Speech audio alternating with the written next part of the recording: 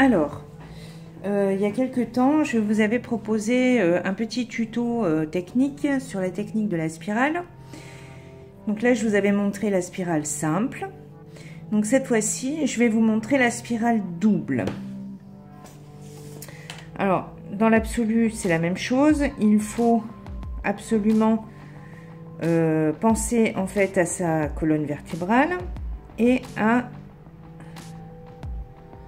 ce qui va venir faire la spirale autour de notre colonne.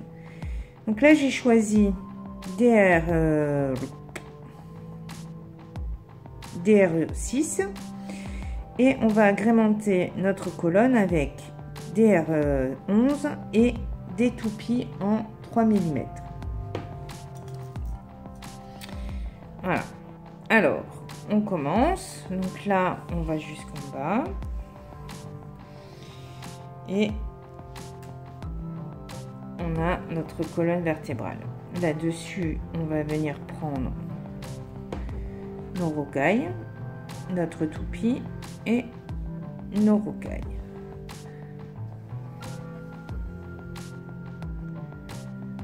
Voilà. Comme d'habitude, on passe en bas, on remonte et on tire. Et là, nous avons notre première spirale et celle-ci, on va la laisser à droite. On va refaire deux toupies, deux rocailles de 11, une toupie, deux rocailles de 11. Et cette fois-ci, je vais la mettre à gauche, ma première ligne, pour venir travailler à droite. Parce que bon, je suis droitière, hein, donc forcément, on va à l'endroit où c'est le plus simple. Alors, voilà notre premier tour. On a notre colonne vertébrale, une spirale à droite et à gauche et une spirale à droite. Maintenant, on va faire notre deuxième tour. Donc on ajoute notre rocaille de 6. Et c'est là maintenant qu'il va falloir réfléchir comment on va avancer notre spirale. Dans la simple, on ne se pose pas de questions, on pose notre spirale et on vient poser la suivante devant et ainsi de suite jusqu'à faire le tour de nos rocailles, de notre colonne vertébrale et de recommencer ainsi de suite. Là, en revanche, on a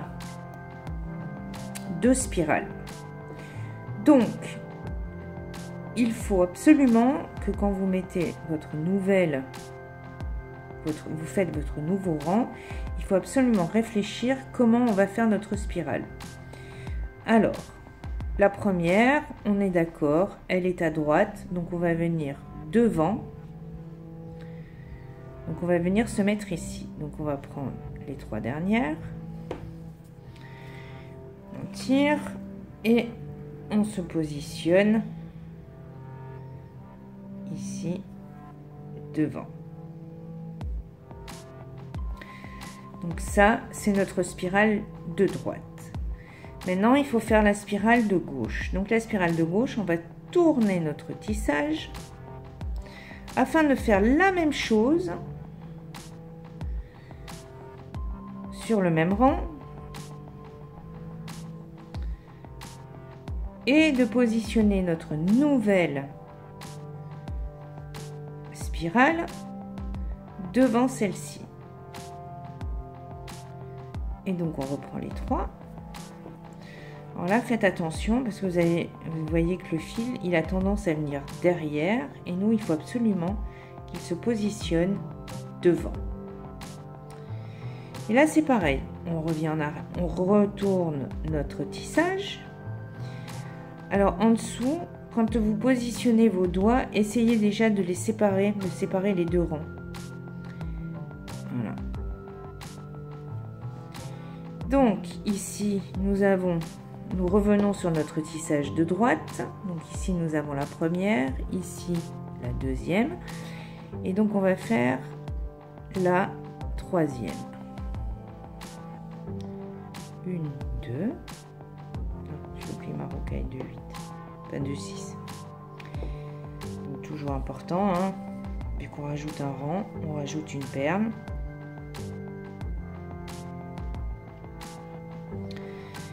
et on reprend un petit et on reprend les 3. Donc, quand on reprend les 3, c'est toujours les 2 dernières plus celles qu'on vient d'ajouter, toujours. Et on tire et on se positionne devant. Là, ça commence à se compliquer parce que du coup, ben, faut qu'on tourne notre tissage et là, ben, on a tout devant. Donc là, on sépare, on n'hésite pas, on sépare. Pour vraiment venir, voilà, on sépare. Ici, on a un rang, 2 rangs et on va faire notre 3e rang qui va se positionner ici au milieu. Je dirais, c'est la seule contrainte que nous avons pendant le tissage de cette double spirale. Dès l'instant où vous respectez bien l'avancée du tissage, c'est-à-dire de bien mettre en bas tout au fond et venir à chaque rang par-dessus le rang précédent, et ce pour les 2 spirales. Parce que sinon vous allez avoir une cacophonie pas possible et ça va vraiment pas faire joli. Voilà. Donc là on retourne notre tissage. Alors quand vous retournez votre tissage, vous pouvez laisser votre doigt ici de manière à vraiment garder l'ouverture pour pouvoir mettre vos spirales. Alors bien entendu, quand vous allez avoir de plus en plus de perles, forcément l'espace va être réduit, mais il faut vraiment garder à l'esprit qu'il faut séparer vos 2 spirales, et vous verrez qu'après, quand vous aurez terminé, elles se placeront automatiquement dans le bon sens. Tout ça parce que vous aurez respecté de bien positionner votre fil à chaque fois avec vos perles devant, de manière à ce qu'on ait ce fameux dessin. Donc là on voit avec les toupies, elles montent comme ça, hop, et de l'autre côté c'est pareil, elles montent. Si vous n'avez pas ça, ça fera pas joli, vous n'aurez pas quelque chose de joli, donc c'est dommage. Donc c'est la seule contrainte, elle est là pour la spirale double. Mais après, dans la simplicité, c'est très simple. On rajoute une perle pour la colonne vertébrale, on met nos spirales un coup à droite, un coup à gauche, en respectant l'ordre des rangs. C'est tout. Donc voilà, j'espère que ce tuto vous aura plu, cette nouvelle technique. Enfin, moi je sais que je l'aime beaucoup parce que ça donne un petit peps à nos chaînes, à nos bracelets. C'est vite fait, et ça peut être très joli. Et là, au même titre que la simple, vous n'avez aucune... vous pouvez faire ce que vous voulez. Vous pouvez, dès l'instant que vous respectez les proportions entre la colonne vertébrale et les spirales, vous n'avez aucune obligation d'utiliser telle ou telle perle. Vous faites ce que vous voulez, ce qui vous plaît, les perles que vous avez. Des fois ça peut être sympa moi je sais que pensant acheter des super duos, je me suis retrouvée avec des super Uno. Vous pouvez très bien les utiliser pour faire ce genre de tissage par exemple, puisqu'il n'y a qu'un trou, et là en l'occurrence on n'a besoin que d'un trou, on n'a pas besoin des 2 trous du super duo. Voilà, donc j'espère que cette technique vous aura plu, et puis moi je vous dis la semaine prochaine, et en attendant, à vos aiguilles. Salut!